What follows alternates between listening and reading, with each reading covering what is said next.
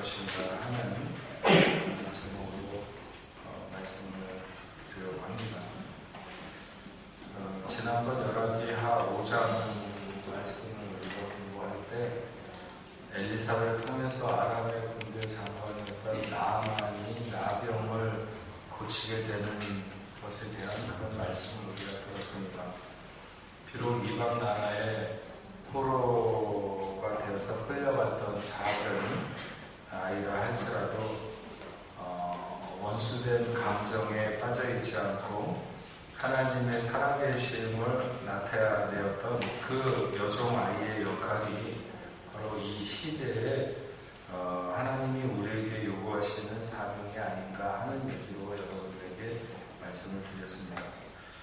지난번 생각했던 그 말씀과 오늘 생각하는 본문 사이에 두 가지 이야기가 짤막한 이야기들이 두 가지 더 있습니다. 하나는 엘리사의 종이었던 게하시라고 하는 그 종이 나아만이 걸렸던 나병에 걸리게 되는 그 상황에 대해서 기록되어 있습니다. 엘리사는 나아만의 병을 치료해준 대가로 그가 가지고 온 많은 선물을 가져왔는데 받지 않았습니다. 그런데 정말 여러분이 이 열왕기하 요 근래를 이렇게 앞뒤를 읽어보면 알지만 그 당시는 굉장히 힘들고 어려워. 그래서 정말 밥도 먹기가 어려워서 산에 풀뿌리를 캐다 먹는다거나 이럴 정도로 어려웠는데 어쨌든 그 많은 보물과 이런 것들을 가지고 왔는데 그거를 안 받고 돌려보내는데 이 게하시가 눈이 뒤집힌 거죠. 아니 저걸 주겠다는데 왜 안 받으실까 이런 생각이 든 거죠. 그래가지고 몰래 이렇게 욕심을 가지고 따라갑니다. 멀리 이렇게 따라가서 나아만에게 얘기를 하는 거죠. 우리 주인이 갑자기 뭔가 필요한 데가 생각나는 게 있어서 뭘 좀 주면 좋겠다. 이렇게 은 1달란트와 옷 2벌만 받아가지고 오라고 했다. 이렇게 얘기를 하니까 이 나아만이 자기가 나병을 고친 것으로 자기가 가져왔던 모든 무화를 다 주고 가서 자기의 나라에 가서 더 다른 걸 더 보내줘도 좋을 만큼 그렇게 뭔가 빚진 마음이 있는데 아무것도 안 받는다고 그러니까 너무 마음이 좀 뭐랄까 이렇게 어쨌든 편치 않은 마음으로 돌아가고 있는 중이었는데 와서 뭔가 이렇게 조금 달라고 하니까 좋은 마음으로 그가 달라는 것보다 훨씬 더 많이 주어서 가져가게 서한에게 이렇게 지워서 보냈습니다. 게하시는 돌아오다가 중간쯤에서 자기 집에 물건을 감추고 돈을 감추고 엘리사에게 갔더니 엘리사는 이미 그 사실을 다 내다보고 있었습니다. 그래서 어디를 갔다 오느냐 이렇게 물었더니 아무데도 안 갔다고 거짓말을 하게 되죠. 그러다가 결국 나아만에게 있었던 나병이 이 게하시에게 나타나게 됩니다. 엘리사가 나아만을 치유하는 것은 단순하게 그의 그 육신의 질병만이 아니었습니다. 정말 한 영혼을 구원하는 그런 생각과 그로 인하여 일어날 하나님의 영광 이런 것들을 생각했고 그래서 하나님의 어떤 은혜의 물줄기가 엘리사에게서 나아만에게 흘러가도록 이렇게 하기를 원했는데 게하시가 그 중간에서 방해를 한 거죠.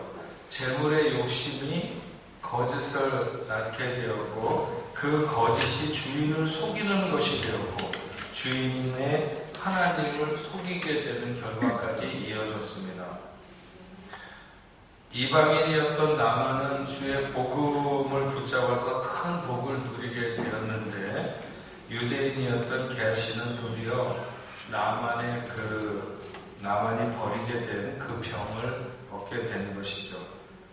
참 선지자의 곁에 있으면서도 이 게하시는 그가 보았고 그가 체험했던 모든 영광을 순식간에 잊어버리게 됨으로 말미암아 실로 엄청난 대가를 그가 받게 되는데 5장 27절 말씀을 보면 이렇게 기록하고 있습니다. 그러므로 나아만의 나병이 네게 들어 내 자손에게 미쳐 영원토록 이르리라 하니 게하시가 그 앞에서 물러나오매 나병이 발하여 눈같이 되었더라. 그래서 정말 나만에게 있었던 이 병이 게하시에게 옮겨진 것뿐만 아니라 게하시의 자손들에게 영원토록, 그러니까 자손이 태어나는데도 계속 이 나병의 유전인자를 안고 태어나게 되는 이런 정말 끔찍한 형벌을 받게 되는 거죠. 그게 이제 5장 마지막 부분에 나온 거고, 또 하나의 짧은 이야기가 6장 앞부분에 나오게 되는데, 선지자의 제자들이 많아지면서 거할 곳이 모자라서 집을 이렇게 거처를 짓기 위해서, 그때 거처라는 게 나무 적당하게 잘라서 이렇게 얼기설기 짓는 거겠죠. 그래서 나무를 자르는 도중에 한 제자가 실수로 도끼가 이렇게 하다가 손에서 빠져나가가지고 연못에 던져졌는지, 어쨌든 연못 옆에 있는 나무를 자르다가 그런 것 같은데, 이 도끼날이 빠졌는지 날아가가지고 물속에 그냥 빠진 거예요.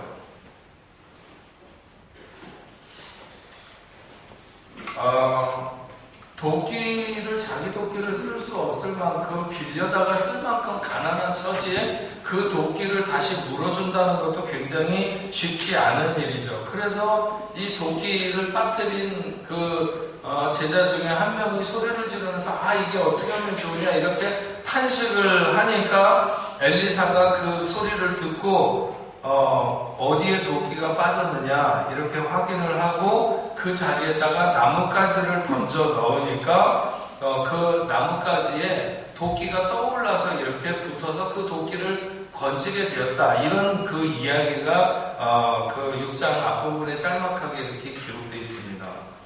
굉장히 작고 사소한 문제이고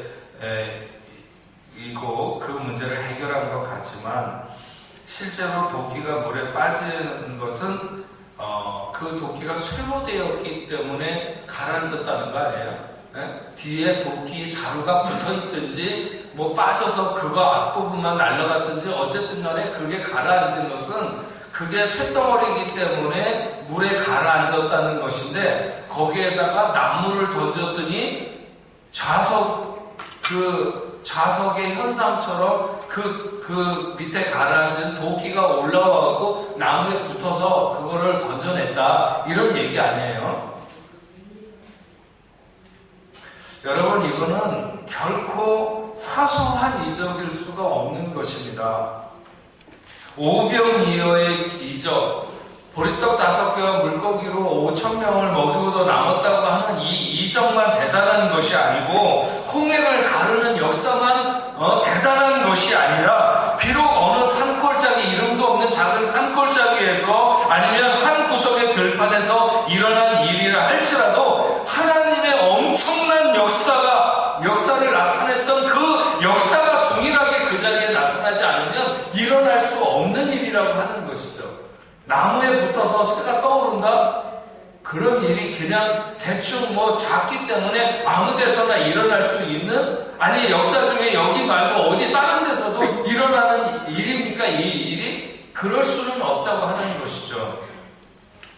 참 소박한 자리에서 일어난 문제에도 하나님의 엄청난 역사는 동일하게 역사될 때 그런 일이 일어날 수 있다고 하는 것이고, 그리고 별로 그렇게 크지 않은, 누구나 할 수 있는 실수잖아요. 도끼질을 하다 도끼 날아가는 거 한두 번 모든 사람이 다 겪을 수 있는 그런 문제지만, 이런 그 실수의 문제를 해결해주는 엘리사의 모습에서 하나님이 항상 우리의 작은 문제에도, 사소한 문제에도 귀를 기울이고 계신다고 하는 사실을 우리가 알 수 있습니다.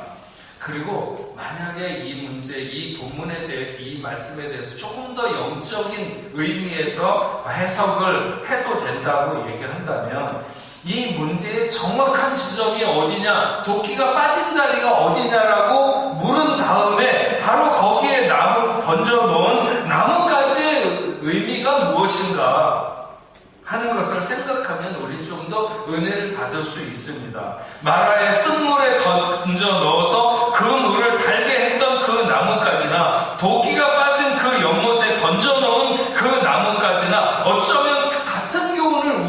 주고 있는데 그것은 어떤 문제이든지 그 해결은 십자가로 귀결된다고 하는, 우리가 출애굽기를 공부할 때 보면 그 마라의 쓴물에 던져놓은 나뭇가지를 우리가 십자가라고 이렇게 해석을 하죠. 그래서 우리가 어떤 문제를 만났을 때 십자가를 적용하라. 그러면 모든 문제가 해결될 수 있다. 이런 그것을 생각하는데 여기에도 역시 마찬가지로 그런 거죠.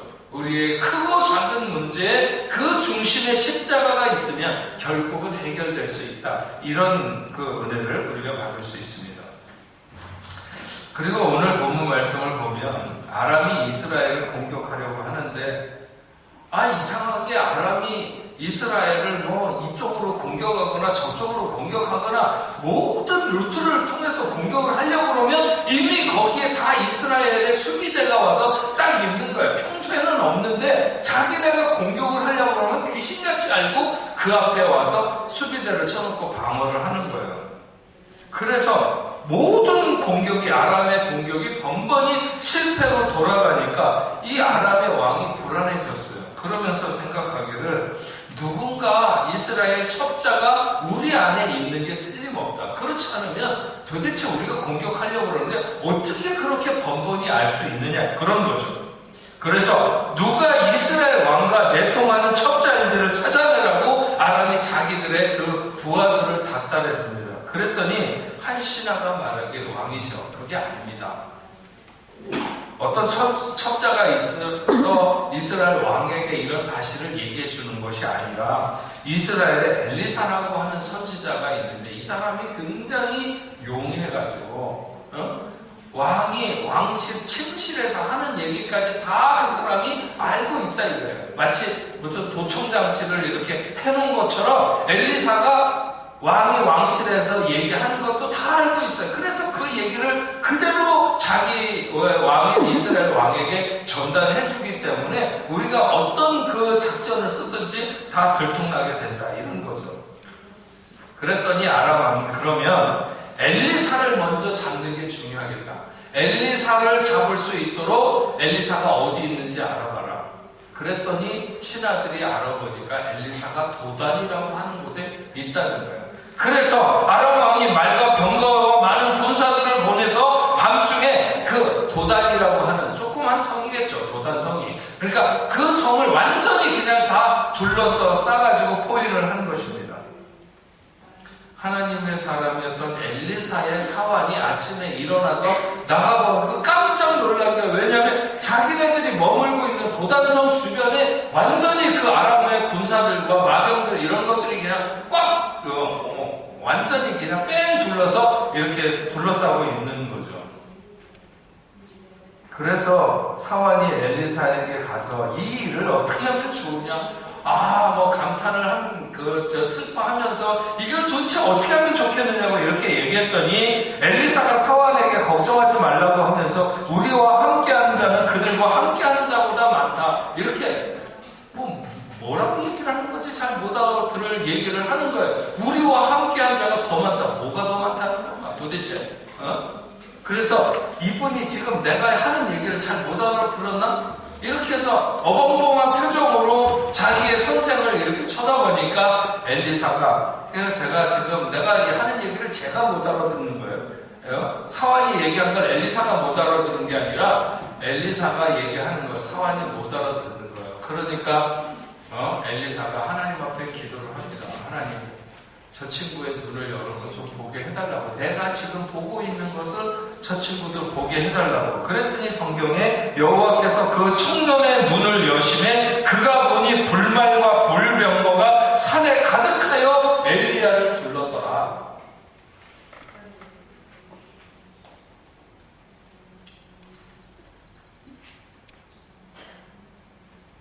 아람이 이스라엘을 공격하려고 할 때마다 번번이 그 침공의 경로를 알려주던 게 엘리사라는 사실을 알고 엘리사가 머물던 도단을 포위해서 엘리사를 잡으려고 했는데, 그렇게 아람 왕의 전략을 엘리사에게 번번이 늘 알려주셔가지고, 누가 알려줬겠어요? 엘리사가 저절로 알았겠어요? 하나님이 알려주신 거지. 하나님이 엘리사에게 쟤네들이 얼른 쳐들어오려고 그런다. 그러니까 그걸 알고 자기 왕에게 늘 얘기했는데, 그랬는데 막상 하나님이 엘리사와 그의 사원을 잡으려고, 엘리사를 잡으려고 도단을 포위할 때는 알려주시지 않았어요. 그러나 분명히 엘리사가 잡힐 위험에 처했지만 그는 두려워하지 않았습니다. 누군가가 자기를 잡기 위해서 군대를 진칠지는 몰라도 그가 보는 것은 하나님의 군대가 자기를 위해서 진치고 있는 것을 엘리사가 보기 때문이죠. 그것도 병거나 그냥 말이 아니라 불병거와 불말. 저는 본 적 없어요. 만화 같은 데는 주로 이제 가끔가다 이렇게 불말과 뭐 불병거가 나오기는 하지만 어쨌든 대단했겠죠. 여러분, 우리가 세상을 이기는 방법이 두 가지 있다면, 하나는 적의 경로를 미리 아는 거예요. 적이 어떻게 쳐들어올 것인가 하는 것을 알고 대비를 하는 거죠. 그래서 지피지기하면, 적을 알고 나를 알면 백전백승이라 싸워서 이길 수 있는 거죠. 또 한 가지 적을 이기는 것은 하나님의 움직임을 볼 수 있다면 이길 수 있어요.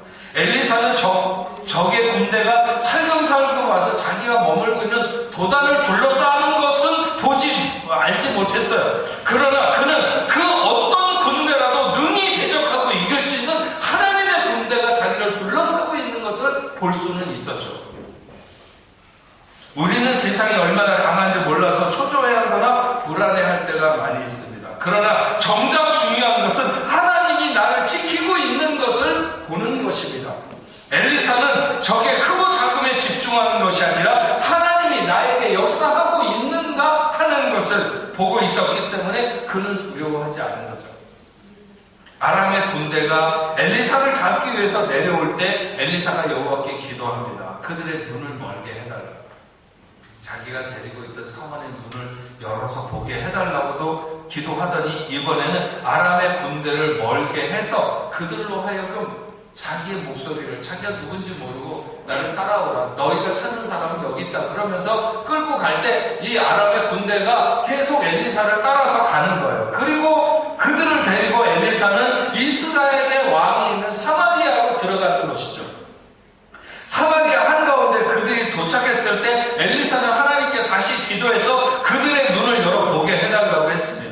아람 사람들은 도단을 포위하고 있다가 엘리사를 잡으려고 내려가고 있는 중에 그들의 눈이 어두워서 안 보이게 됐어요. 그랬더니 어떤 사람이 나타나서 너희가 찾는 사람은 여기 있는 게 아니라 나를 따라오라고 그래서 계속 따라가다 보니까 어느 곳에 가서 눈을 뜨게 됐는데 거기가 바로 사마리아 중앙에 들어와가지고 딱 눈을 뜨게 된 거예요. 이를테면 토끼가 제 발로 걸어 들어와서 호랑이 굴에 이렇게 들어온 것이나 마찬가지입니다.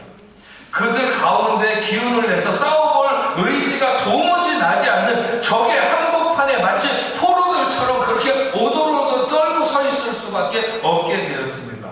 그들을 이끌고 나온 장수회부터 사병들까지 그들은 죽음을 각오하지 않으면 안 되는 그런 자리에 서 있는 자신들의 모습을 보게 된 거죠.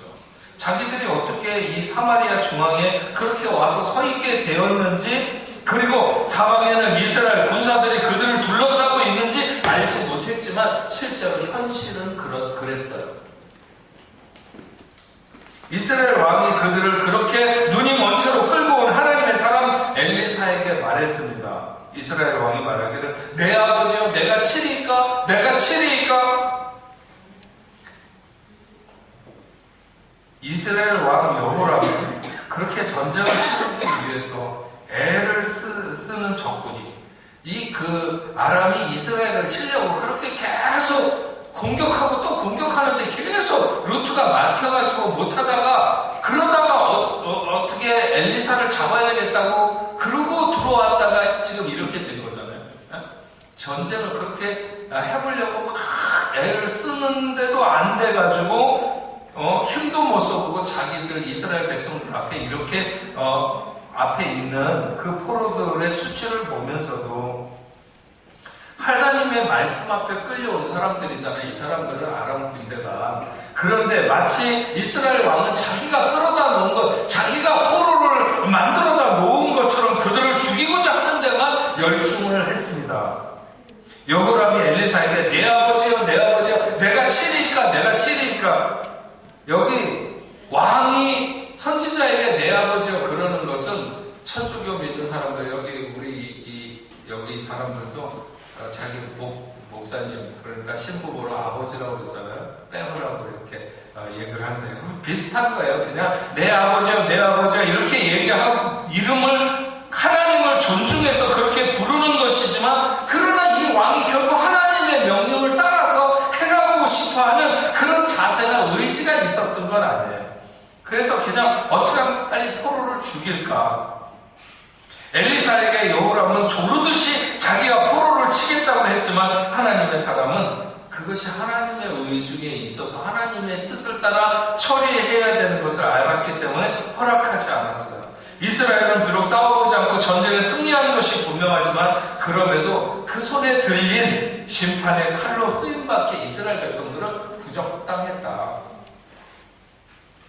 어떻게 보면 오히려 수치를 당하게 되는 거죠. 왜냐하면 엘리사는 포로들에게 음식을 먹이고 자기네 나라로 돌아갈 수 있도록 일종의 포로가 아니라 손님 대접을 해서 보내라 이런 거나 마찬가지였으니까. 여러분 오늘 우리가 보는 말씀은 여기까지가 교훈입니다. 하지만 이 속에 우리가 놓치지 말아야 되는 중요한 교훈이 있어서 오늘 저는 이 말씀을 생각하게 됐습니다. 아람은 늘 이스라엘에게 가시 같은 존재였었어요. 틈만 나면 공격했고 이스라엘을 못 잡아먹어서 늘 안달이었어요. 아람이 이스라엘 옆에 존재한 이유이기도 하고 하나님이 존재하게 한 이유이기도 합니다. 우리에게도 이런 가시 같은 이웃을 두게 하셔서 우리로 하여금 겸손을 배우게 하시는가 하면 하나님께 매달려야 할 이유가 있게 하시는 것이죠. 각자에게 이런 존재가 누구이며 어떤 환경인지에 대해서는 저와 여러분 모두가 다 각자가 다릅니다. 하지만 하나님은 자기를 사랑하는 사람들에게 분명히 이런 아람이라고 하는 존재를 곁에 두셔서 때로는 고통스럽기도 하지만 그러나 그것으로 인하여 우리로 하여금 영적으로 철이 들어가게 하신다고 하는 것입니다. 아람을 대하고자 하는 방식은 오늘 말씀의 제목처럼 원수를 칼로 이길 것인가 아니면 기도로 이길 것인가 하는 둘 중에 하나입니다. 사방이 적으로 둘러싸인 세상에서 우리가 취해야 될 삶의 스탠스 중에 가장 중요한 것은 기도하는 삶이 된다고 하는 것이죠. 원수를 칼로 이기려고 하는 사람은 실상은 하수입니다. 그 상대가 어떤 상대든지 기도로 싸우려고 하는 사람이 정말 고수죠. 우리를 힘들게 하는 상대가 나타날 때 하나님께 분노하는 사람들이 있습니다. 도대체 왜 이런 사람들이 나타나서 나를 괴롭게 하느냐 하는 것이거나 아니면 왜 이런 사람들이 나를 괴롭게 하는데 하나님이 막아주시지 않느냐 하는 것이죠. 그러나 하나님은 바로 그런 시간에 우리가 기도하기를 원하십니다. 기도는 상대의 눈을 가리기도 하고 상대의 눈을 열게도 하는데 물론 가장 먼저 기도하는 그 사람 자신의 눈을 열게 하시죠. 그래서 기도하는 사람에게 가장 먼저 장착되는 것이 있다면 자신감입니다. 하나님의 능력을 보고 보는 자신감으로 더 이상 적이 두렵지 않게 되는 것입니다. 적이 없다는 것이 아니라 적이 나를 둘러싸고 있지 않다는 것이 아니라 적이 더 이상 두렵지 않다는 것입니다. 기도하는 사람에게. 이것이 기도하는 사람의 특징입니다. 스스로 감당하기 힘든 위기를 만날 때 늘 두 가지의 길이 우리의 곁에 있습니다. 좌측으로 내리막길이 있는데 좌절하고 작아지고 두렵고 어렵다고 생각되어지는 길입니다. 그냥 거기에 마음만 실으면 쉽게 그곳으로 미끄러져 내리는 그런 길이 우리의 좌측에 있습니다. 하지만 우측에 또 한 길이 있습니다. 그것은 오르막길인데 기도의 길입니다. 끝이 잘 안 보이고 그래서 멀고 힘이 없게 보여집니다. 하지만 기도를 시작할 때 거기에 영적인 의도가 드러나게 되고 하나님의 보호가 나타나고 하나님의 영광이 서려 있는 길이 있는 것이죠. 여러분 세상에는 작은 바퀴벌레도 무서워서 벌벌 떠는 사람이 있는가 하면 뭐냐면 호랑이도 무서워하지 않을 만큼 담력이 대단한 사람이 있습니다. 기도하지 않으면서 문제가 크다고 생각하는 사람은 실제로 문제가 크기보다는 그에게 모든 문제는 다 큰 법인 것입니다. 바퀴벌레가 실제로 무서워서 무섭냐? 아니에요. 그냥 그 사람이 무서워하는 것입니다. 그 사람은 바퀴벌레 아니라 뭐라도 다 무서워해요. 제가 얘기했잖아요. 네? 프랑스에 살면 이 집들이 굉장히 오래돼가지고 어느 날 이렇게 들어가 보면 조그만 그 이름은 뭐라고 그런지 잊어버렸는데 어쨌든 이 나무가 오래되거나 뭐 이렇게 상근집에서 생기는 아주 조그만 벌레가 있어요. 그 내장도 없는 것 같은데 어떻게 꿈틀거리는지 모르겠지만 하여튼 그 조그만 게 이 그 꿈틀거리면서 이렇게 떨어져요. 네, 그런 게 있어요. 오래된 집에 보면. 그것도 무섭더라니까요. 그럼 세상에 뭐가 안 무서워요? 걔가 그게 1000마리 있다고 나한테 덤비겠습니까? 아니면 그런데도 그게 무섭다고요. 무서워. 겁이 그렇게 많아졌어요. 제가 어렸을 때 얘기했잖아요. 논에서 미꾸라지 잡다가 물뱀이 나올 때 그 뱀을 손으로 잡아서 던지고 계속 미꾸라지 잡았어요. 예전에 제가. 근데 지금 눈도 어디 붙었는지 모르는 그 조그만 벌레도 무섭다니까요.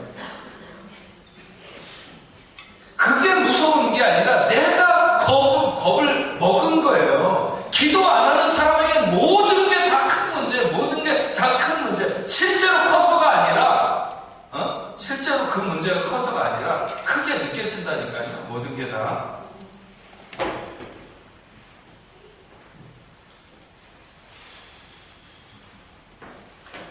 엄청난 병력이 도단성을 둘러쌀 때 엘리사의 사환은 이제 큰일 났다고 생각했어요. 그러나 그렇게 엄청난 재난이 닥쳤다고 전해주는데도 엘리사는 놀라지 않았어요. 왜냐하면 하나님의 군대를 보고 있었기 때문에. 하나님의 뜻이 어느 쪽으로 흘러가고 있는지를 보고 있는 사람은 담대합니다. 하나님이 나와 함께 계시다고 하는 것을 믿고 있는 사람은 어떤 문제가 생겨도 담대하죠. 두려움은 그렇지 못한 사람들의 몫입니다.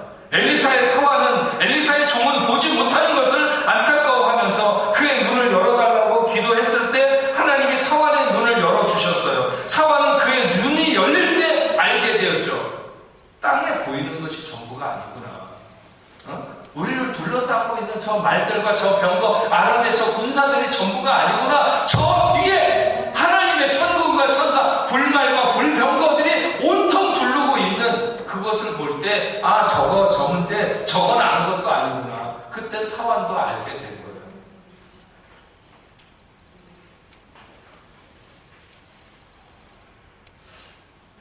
우리가 기도하는 것은 바로 눈에 보이는 것이 전부 아니라고 하는 것을, 그래서 하나님의 역사 그 의도를 믿어 의심치 않게 되는 것입니다. 우리가 기도할 때, 기도하면서 삶이 힘들다고 불평하거나 뭐가 문제라고 이야기하거나 기도하지 않으면서 노력해도 안 된다고 하는 이런 모든 투덜거림은 정말 실제로 그 사람이 말하는 그런 문제가 없다고 하는 것이 아니라, 그렇지 않은 것이 아니라 하나님의 능력을 보지 못하는 거죠.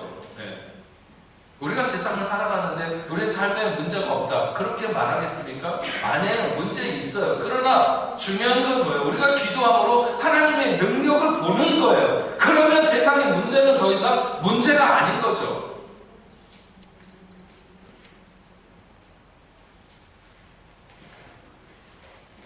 기도하는 사람에게는 전혀 다른 방식으로 원수를 대할 수 있는 자신감을 갖습니다.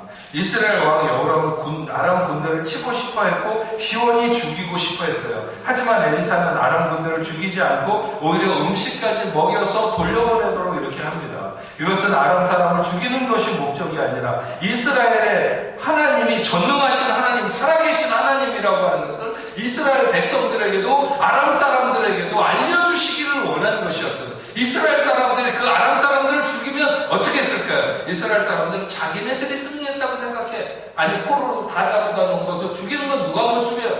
그래도 그것을 죽여놓고는 자기네들이 죽였다고, 자기네들이 싸워서 승리했다고 그렇게 말할 것입니다. 하나님은 그런 소리를 듣고 싶지 않은 거죠. 내가 내가 이겼어. 내가 승리한 거야. 전쟁은 여호와께 속한 것이야. 이렇게 알려주시는 거죠. 우리가 전쟁을 끔찍하게 생각하는 것은 그곳에 자비가 없다는 거예요. 전쟁은 자비가 없어요. 전쟁은 죽이느냐 죽느냐 하는 싸움이에요. 내가 죽이지 않으면 내가 죽게 돼 있어요. 그런데 이 원수가 코앞에 있는데 그들에게 자비를 베풀어서 죽이지도 않고 도리어 사랑을 베풀어서 그들로 하여금 먹고 마시게 해서 돌아가도록 한다는 것은 정상적인 방법이 아니죠. 아람은 수많은 전쟁을 치렀던 나라였는데 이런 경우는 한 번도 없었어요. 자기네들도 어떤 적군에게 그렇게 한 적도 없고 자기네들이 어디에 갔다가 그런 일을 당한 적도 없었어요.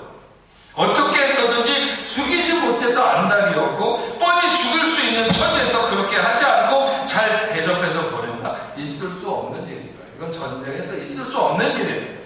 그러나 놀라운 일은 그렇게 해서 돌아간 아람 사람들이 다시는 이스라엘을 침범하지 않았다. 성경은 이렇게 기록하고 있습니다. 물론 이 다시라고 하는 말에는 한정적 시야를 나타내는 문법이 사용됐을 거예요. 그러나 적어도 그들이 그 일에 대한 기억이 살아있는 한 그렇게 음식을 대접받고 돌아간 그들이 그 나라에서 주축을 이루고 지내는 동안에는 감히 이스라엘을 넘볼 만한 그런 마음을 갖지 못했다고 하는 거죠. 응? 왜? 거기에 살아계신 하나님이 있으니까.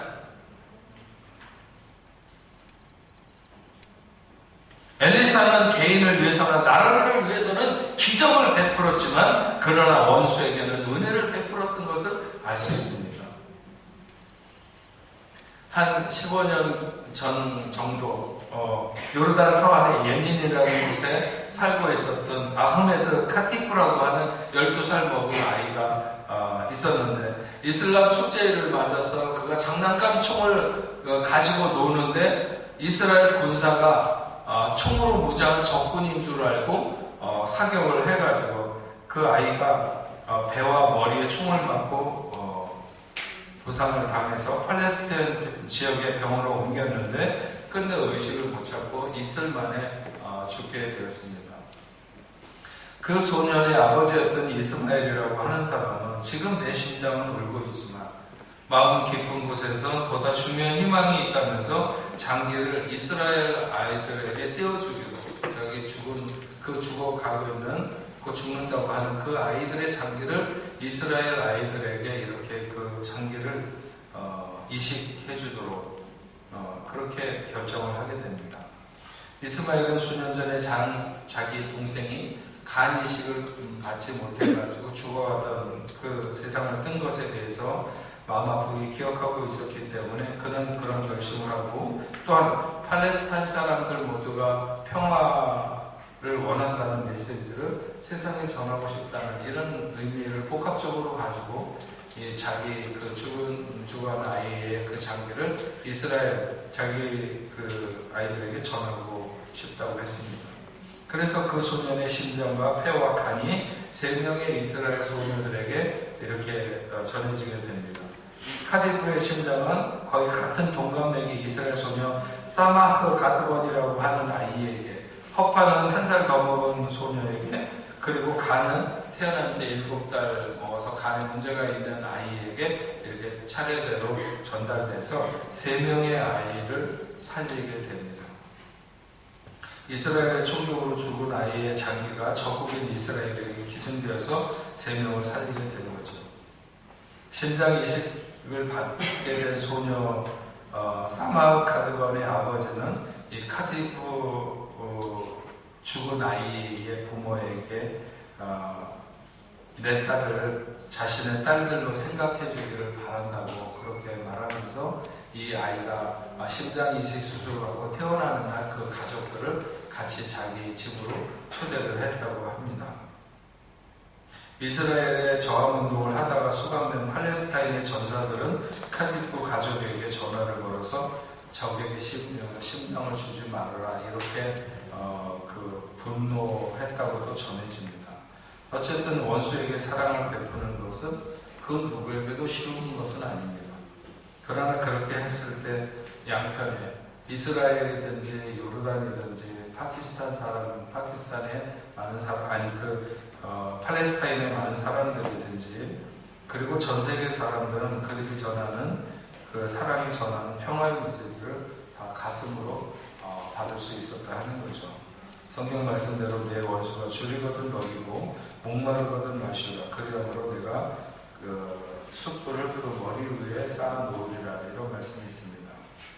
우리가 원수를 칼로 이길 것인가 아니면 기도로 이길 것인가. 엘리사는 기도로 전쟁을 준비했습니다. 칼로 이긴 원수는 분명히 다시 칼을 갈아서 다시 덤비게 되고 다시 공격해 오게 됩니다. 그러나 기도로 이긴 원수, 사랑을 베풀어 돌려보낸 원수는 쉽게 다시 공격하지 못하는 겁니다.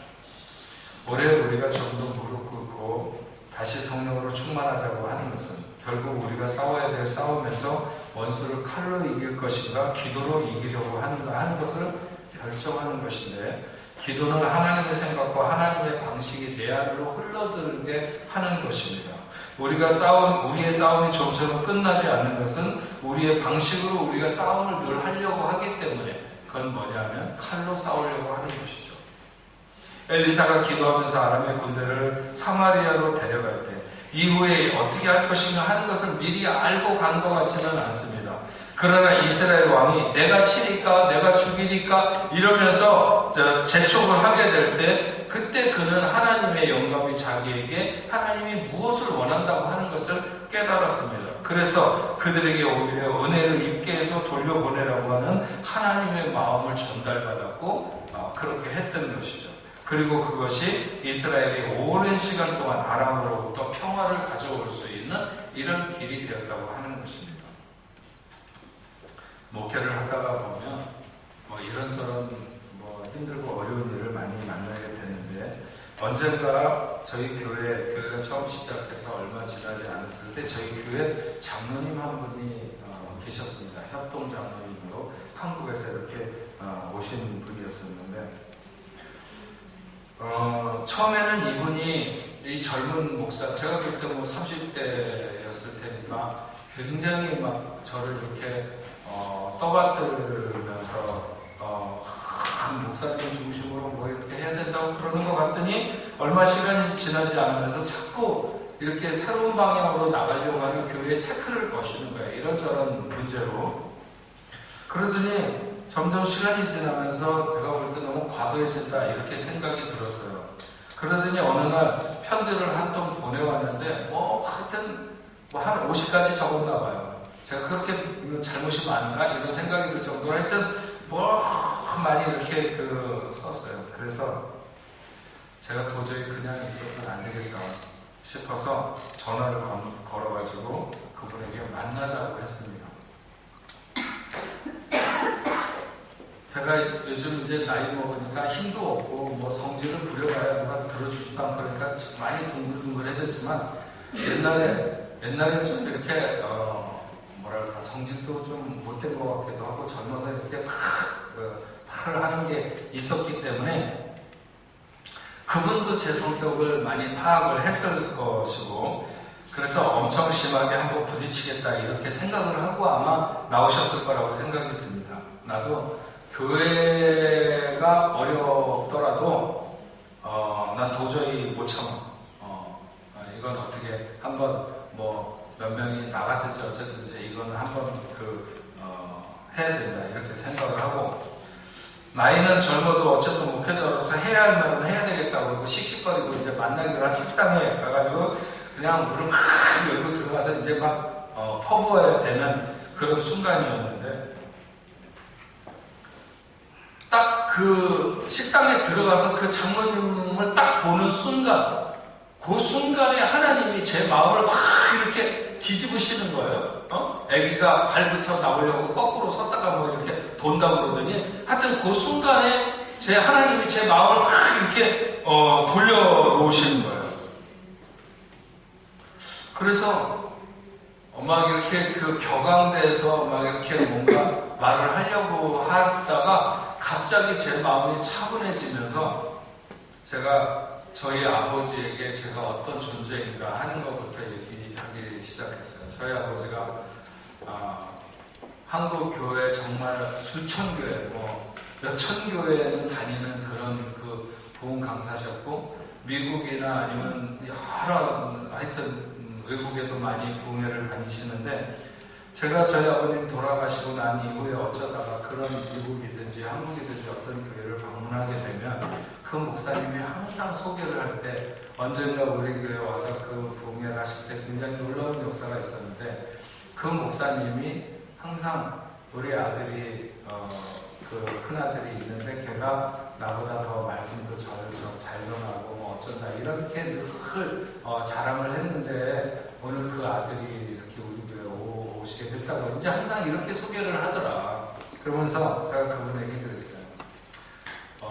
부족한 것도 많고 제 스스로도 못난 점도 많이 있다고 생각하지만 그래도 우리 아버지, 저희 아버님 눈에는 제가 굉장히 그렇게 대견하거나 아니면 괜찮게 생각하셨던 것 같다고. 장로님의 그 자녀들이 저랑 나이가 거의 비슷하고 장로님의 사이도 그런데 여러 가지로 부족하고 모자른 것이 있어도 우리 아버지 눈으로 볼 때는 내가 괜찮은 아들이었던 것처럼 장로님도 저를 목사라고 생각하지 말고 장로님 아들처럼 생각하시고 부족하더라도 그렇게 봐주시면 좋겠다고 그렇게 얘기를 드렸어요. 그랬더니 갑자기 이분이 일어서시더니 저한테 머리를 조아리면서 자기가 잘못했다고. 정말 식당만 아니었으면 그분은 아마 무릎을 꿇었을 거예요. 그러면서 자신이 잘 안다고 자기가 잘못하고 있다고 하는 것을 자기가 왜 그렇게 마음이 삐뚤어지기 시작했는지도 안다고 그러면서 저한테 용서하시라고 그렇게 거의 뭐 우셨는지 어쨌는지는 모르지만 하여튼 저는 그때 굉장히 큰 충격이었어요. 그리고 시간이 많이 지나면서도 목회 아주 큰 하나의 어떤 그 기준이 되는 점이었죠. 그래서 싸우려고 했으면 전 졌을 것이다. 뭐 그 자리에서 그분은 꺾었을지 모르겠지만 싸우려고 했으면 저는 졌을 것이다. 그리고 교회에도 큰 풍파가 있었을 것이다. 근데 오히려 부족해서 미안하다고 그런 너그럽게 그냥 목사로 보지 말고 장로님 자식처럼 생각하시고 보시라고 그렇게 얘기할 때 하나님이 그분을 꺾으셨어요. 저는 그분의 의지는 아니라고 생각해요. 그 순간에 하나님이 그분의 마음도 돌려놓으셨나 봐요. 네? 이렇게 어디 뭐 이렇게 모래시계 뒤집듯이 딱 거꾸로 어떻게 그렇게 뒤집힐 수 있을까? 그래서 그분이 그 이후에 한국으로 돌아가셨는데 지금 뭐 살아계신지 돌아가셨는지 잘 모르겠지만 어쨌든 간에 얼마나 깍듯하고 정말 조심스러워하면서 자기 자식이나 그 사위보다도 더 나를 존중하면서 그렇게 신앙생활을 하시다가 가셨는지 모릅니다. 우리가 무엇으로 싸우려고 하는가? 칼로? 그러면 더 원수가 많이 달려들 것입니다. 나는 한 명이랑 싸웠는데 10명이 달려들게 될 것입니다. 그렇지 않고 기도로 싸우려고 한다면 그러면 우리는 하나님의 방식으로 이기게 될 줄로 믿습니다. 다시는 같은 문제로 힘들어하지 않게 될 것입니다. 기도로 싸우고 기도로 승리하는 이것이 주님의 방식이죠. 주님이 우리가 원수 되었을 때 우리에게 사랑을 주신 거죠. 그래서 오늘 우리가 원수를 칼로 싸울 것인가 기도로 싸울 것인가. 기도로 싸워서 승리하는 여러분 되시길 주의 이름으로 축원합니다. 기도하겠습니다.